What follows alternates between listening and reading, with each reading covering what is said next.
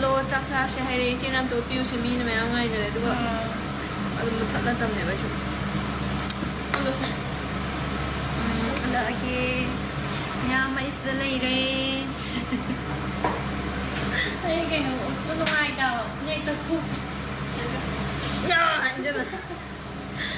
จะเป็นอะไรคุณจะชมเลยหรอ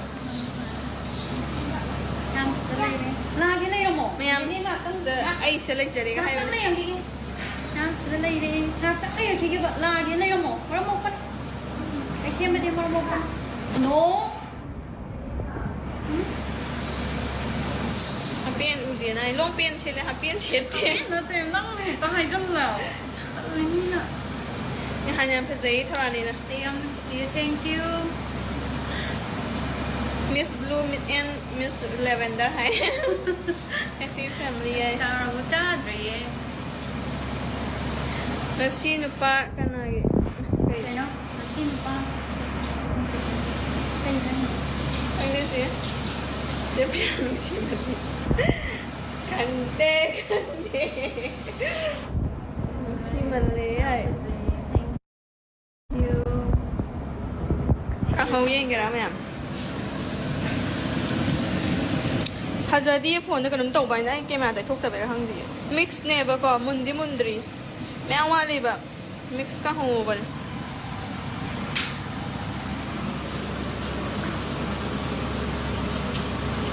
sogri mani ingon da ko sogri maloi ba ta macha de oina tho me si oina dai ne mukbang da tau roi tau ra ke khan la ga do khoi mukbang tau de khoi mukbang tau de hao do di ma loi ha de khoi chak siam cha de ba ko duna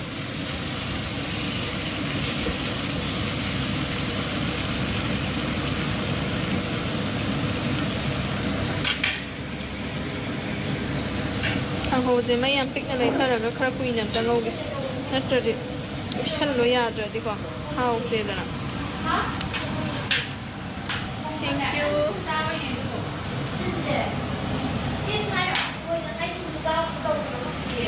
那这人家耳机我也给我们那个，然后就长那个把苗我们捏那个，看好了这不？ sa kamin pa pi ai energy 都是捏这种，那么啥不的呢？ sajit ai kamin pa ye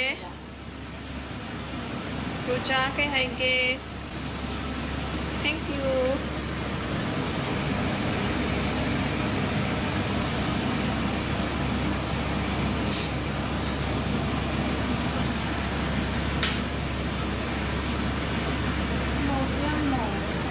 no we chong we ma cham cha ne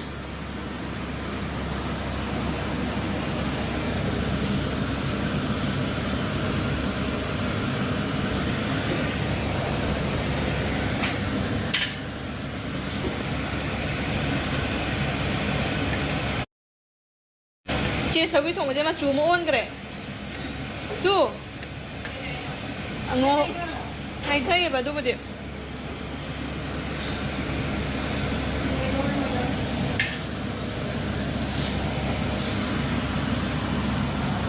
chắc không nhỉ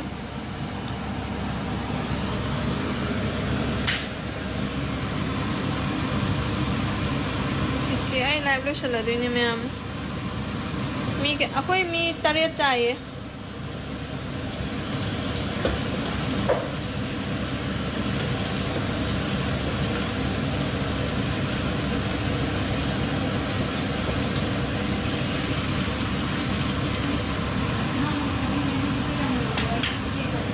าวกีไม่เจ็บ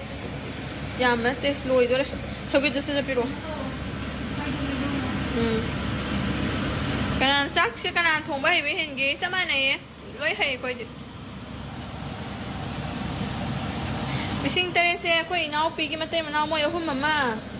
ค่อยเชียร์มามามีมาไอ้มาถามโมมาแต่ค่อยมาก็ถ่ายดิมีนี่ป้าเนี่ยแบบเดี๋ยวค่อยมาเดี๋ยวมุกจะมุกเลยเตาเลยแบบเจ้าค่อยมาแล้ว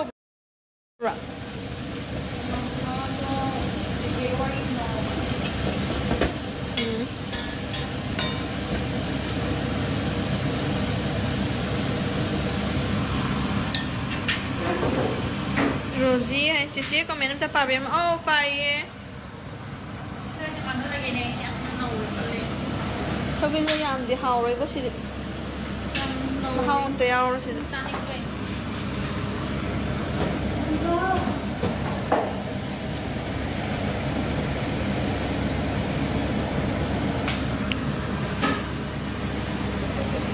mummy ने कोई माँ ngạc tên mami chú mama chú Marot lengang na ako'y the wari saji haibi pataragadi makoy ki sabsaba istian makoy nang ngamgada ba posak ado madu lerekanda akoy haibi ro anduga any order lawba kanda ngamoy da bo order di inda lengang na su lawbi gano Manipur government na su lawbi gano anduga nampu da isum chum na lejari ba tampaki praja miyam sida nampu da aran ba tarbagi tahanabagi adugum laba lalong ju simbi gano haibase Federation of Civil Society maikay degi tanjake aduga amukana ngasi ki khongchalasi aina pen haijarabada akoy mai khwaidagi hena chaun mai pakpani mai thiribadi india lengak madi Manipur ki governor ne habaduma ai tanjake aduga Manipur ki adugul ba security processing tunga tangan ba security processing naina tamjake maramdi makoina free chalala ne harga chalan da bai base akoy gi di kachu mangje balai te tawadabu akoina chalu ba sina maram orakanda tungda freely chalu ba kanda mathwai thaga da ba sokada ba pan da ba mayam ki punsi di kan bang mani hai bagi wakalondo madudane akoina dujari aduna mayam ningba kaibi ganu akoy gi demand di chapmana ba demand to wina se ngasi barul engang na makoy nang hanga ki ngan ni ba sakna tawning ma toriba tu kum lawling ba resolution lawri ba se tung koy ga da ba resolution lawbi hai ba se akoy gi voice wina se o pam matam se kapung karam gi chairman secretary yoraga ngasai nungdangda mina pau piba motung ingna akhoi gi barak river si poison hap kre na habi gi damak da akhoi khabung karam gi chairman secretary ks thawi aduga I have village secretary ipani si chalaga thum hapani adu hajidi makha da ising chawa si safe oregini habi si public mayam da khanjabani akhoi na thum asi back ahum ni asi happa hawribani asi chairman ni mana thum happa hawribani adu mathak da siwaidagi amunga thumchi bag adum leye purak taba bag anni lekhi aduna sumena akoina public gi safety gi damak da hena mathak da gi poison hap lasu asi makhawaidi snapati praja mayam na ising chabani ni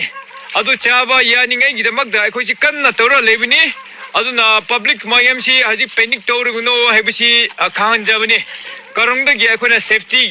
gi damak da di akoina hida habikre thum asi hap kredi poison loina maksi asina kangbani haina haibagi damak da ekosi thum bag ani ahum kuma ekogi osi snapdi sp police station gi osina thum asi sponsor to biraga ekoi ngasi hapla lebini adu da mathak dagi hai hanji gi damak da lakada matam da gi dushu